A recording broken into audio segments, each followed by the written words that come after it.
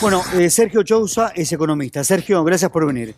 Adrián, buenas tardes. Bueno, ahí dijo el presidente, habló del acuerdo con el Fondo Monetario Internacional y señaló que no va a condicionar ese acuerdo el crecimiento de la economía, todo lo contrario, que va a haber una expansión del gasto primario, pero sí una reducción del déficit fiscal. ¿Qué crees, Sergio? Sí, a ver, en relación a uno de los puntos centrales en materia económica, que fue el debate del Fondo Monetario, no dio mayores lineamientos de trazo fino, producto de que todavía la letra chica no está del todo definida. En estos días se va a terminar de presentar el proyecto. Me parece que tuvo dos grandes pilares, ¿no? Por un lado, profundizó algo que se le reclamaba, que es la reconstrucción de la historia, ¿no? Digamos, de quién contrajo este crédito, para qué se destinó. Explícitamente dijo que 24.000 millones de dólares se aplicaron para la fuga de capitales y 21.000 millones de dólares para el pago de deuda insostenible.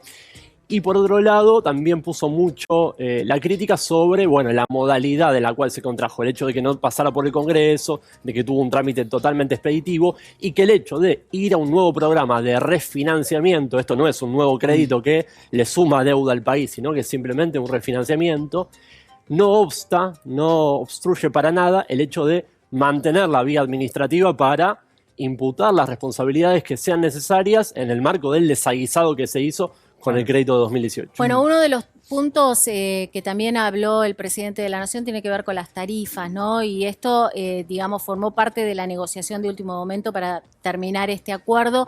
Dijo allí que no van a subir más del 80% del coeficiente salarial. Esto era viejo proyecto de Sergio Massa en la época del gobierno de Macri. Sí, sobre eso es verdad que es uno de los puntos seguramente de mayor tensión interna, ¿no? Donde hay diferentes miradas sobre cómo tiene que ser la política energética y la política tarifaria. Yo creo que hay dos pilares también.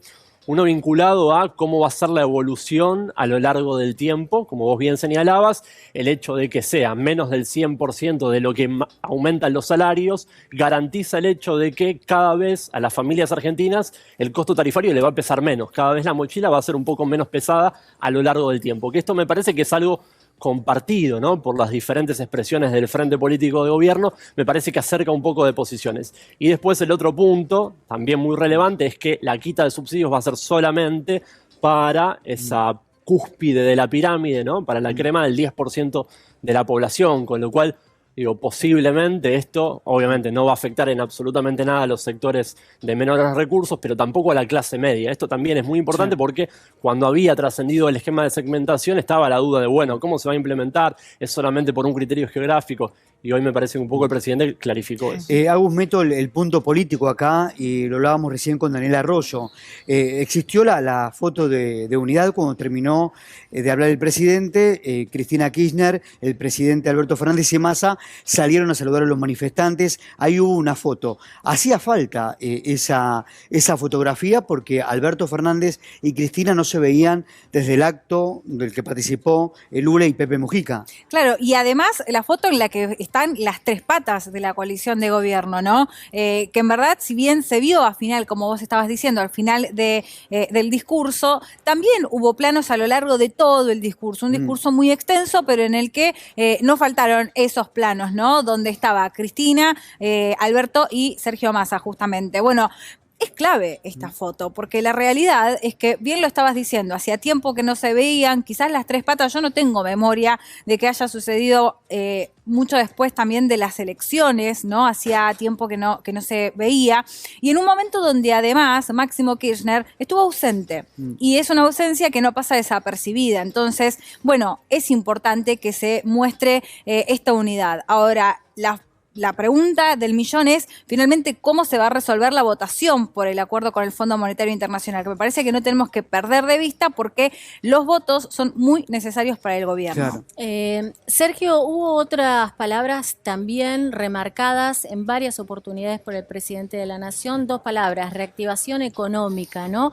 De esto habló, y lo uno de alguna manera con lo que también hablábamos con Agustina antes, que tiene que ver con este golpe de efecto que se dio en el marco de el recinto donde se levantaron cierta ala del PRO como para, bueno, mediatizar que estaban en contra del gobierno. Digo, no hay mucho argumento porque existe una reactivación económica. Uno cuando habla con las pymes, con los industriales, te dicen que sí, y entonces ahí es donde se quedan sin argumentos como para contraponerse. Sí, a ver, la reactivación está en curso, me parece que ahora el gran desafío, y sobre esto también dedicó una porción importante, es cómo hacemos para que esto se sostenga, Claro. no sea solamente un rebote casi de una inercia, sino también que el crecimiento se pueda sostener. Claro, estamos hablando de una reactivación después de una pandemia. Claro, tuviste una De componente... una paralización. Sí, estuvo paralizado en 2020, tuviste una componente insoslayable de rebote, pero ahora hay que sostenerlo. Para eso anunció la presentación, en realidad la continuidad de la presentación, posiblemente el debate en breve, de 6 iniciativas legislativas, donde está electromovilidad, inversiones del sector automotriz, el desarrollo del sector hidrocarburífero, el desarrollo del sector agro-bioindustrial, bueno, una multiplicidad, un paquete de iniciativas que van a promover el empleo y la producción. Y sobre esto que señalabas de el momento, para mí fue el momento cúlmine de la tarde en el cual se levanta la oposición, me parece que es bastante funcional al hecho de dejar expuesto esto que se le pedía al presidente. Bueno, digamos quiénes fueron los que tomaron el endeudamiento. Y claro, cuando se hablaba de investigar el proceso, mantener la querella criminal, ahí la oposición hace eco de esa situación y abandona el recinto, ¿no? Me parece muy ilustrativo a la hora de mostrarle a la ciudadanía, ¿no? En cadena nacional, quiénes son los responsables de este Sergio, proceso. ahí le doy pie a mi compañera. Una oposición, o si hablamos de la derecha que se está organizando, dábamos la semana pasada 2 datos importantes. La Fundación Mediterránea en Córdoba contrató a Melconian para que prepare un plan económico para el próximo gobierno. La misma provincia, la Bolsa de Comercio, contrata a Guido Sanleris. Esos movimientos de la derecha que está pensando ya en el 2023. Fíjate cómo se materializa de manera muy palmaria estas diferencias de enfoque.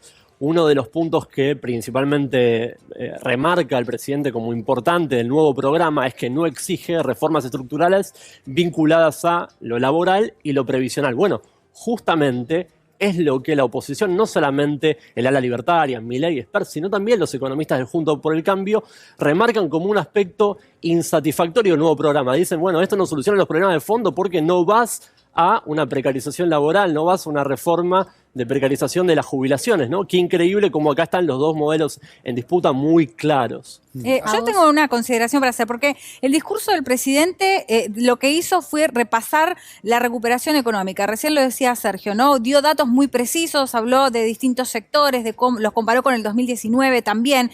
Y durante estos 2 años estuvimos abocados a inyectar fondos, digamos, para aquella parte de la sociedad que se había quedado sin empleo o que no pudo trabajar en pandemia y necesitaba comer.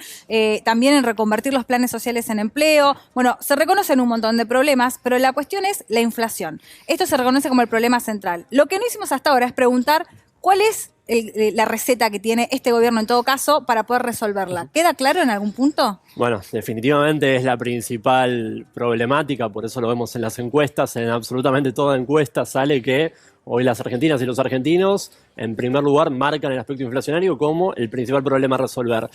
Bueno, ¿qué dijo hacia adelante? Primero dijo, bueno, en 2021 tuvimos una recuperación de salarios contra la inflación, pero no alcanza, ¿no? Este rebote muy leve todavía no se siente en el bolsillo y eso es lo que hay que profundizar. Hacia adelante, 2 pilares, uno más macroeconómico, que es el convencional, avanzar por la política fiscal, monetaria, pero otro vinculado a la Secretaría de Comercio, fortalecer el rol de los acuerdos, de dar previsibilidad en materia de generar referencias. No es fácil, es muy fácil enunciarlo en la televisión, es muy difícil hacerlo, sobre todo en un contexto de alza de los precios internacionales tan significativo como el que se viene generando. Sergio, gracias por tu análisis. Muy amable.